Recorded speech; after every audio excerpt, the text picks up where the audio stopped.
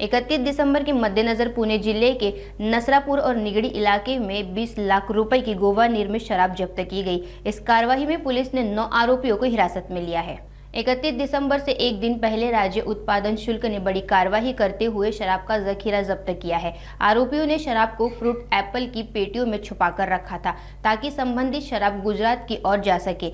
इसके अलावा नसरापुर क्षेत्र में पकड़े गए आयशर ट्रक में पत्थर के एक कोयले के बीच शराब छिपा कर रखी थी। ये कार्रवाई 31 दिसंबर की पृष्ठभूमि में आबकारी विभाग के अधिकारियों और कर्मचारियों को मिली सूचना के आधार पर की गई। अवैध शराब तस्करी को लेकर पुणे और पिपरी चिंचवड़ और उत्पादन शुल्क दल नियुक्त किए गए हैं। इसकी जानकारी पुणे जिला उत्पादन शुल्क अधीक्षक चरण सिंह राजपूत ने दी। 31 आणि नवीन वर्षाच्या अनुषंगाने राज्य उत्पादन शुल्क विभागाकडनं जे काही प्रिकॉशन्स मेजर्स घेतल्या जायच्या त्या अनुषंगाने संशयित वाहनांची तपासणी असेल किंवा रात्रीच्या गस्ती असतील किंवा इन्फॉर्मेशन नेटवर्क वाढून बाहेरून येणारं मद्य जे आहे, जे कर चुकून येणारं मद्य आहे, याच्यावरती विशेष भर ठेवून आम्ही सदरची कारवाई राज्य उत्पादन शुल्क पुणे जिल्ह्याकडनं 2 पथकाकडनं ही कारवाई करण्यात आलेली आहे। त्या दोन्ही पथकांचं म्हणजे भरारी पथक क्रमांक 1 आणि सासवड या 2 विभागाकडनं सदरची कारवाई करण्यात आलेली आहे। दोन्ही कारवाई दरम्यान 1,20,00,000 रुपयापेक्षा जास्त किमतीचा मुद्देमाल आम्ही दारू आणि व्हेइकल असं जप्त केलेला आहे। यामध्ये 5 वाहनं जप्त करण्यात आलेली आहे आणि 9 आरोपींना अटक करण्यात आलेली आहे।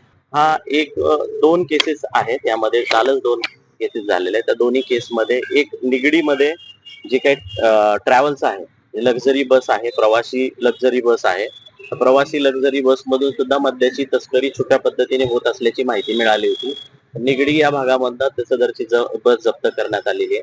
त्यामध्ये सदरच्या बसचा ड्रायव्हर आणि क्लीनर आम्ही अटक केलेला आहे आणि तो स्टॉक ज्या लोकांना वितरित होणार होता ते 2 लोक सुद्धा आम्ही इमिडिएटली पुढच्या तपासामध्ये अटक केलेली आहे। त्यांचे 2 वाहनं सुद्धा जप्त करण्यात आलेली आहे।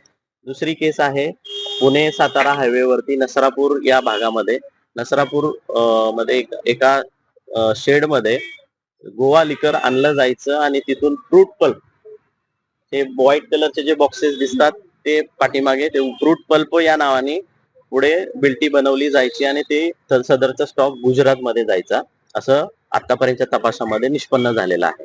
त्यामध्ये कोळसा जो काही वीटभट्टीला लागणारा कोळसा आहे त्या कोळशामध्ये खालच्या साईडला ट्रकमध्ये बॉक्स ठेवले गेलेले होते आणि वरती कोळसा असं कव्हर करून सदरची तस्करी झालेली आहे।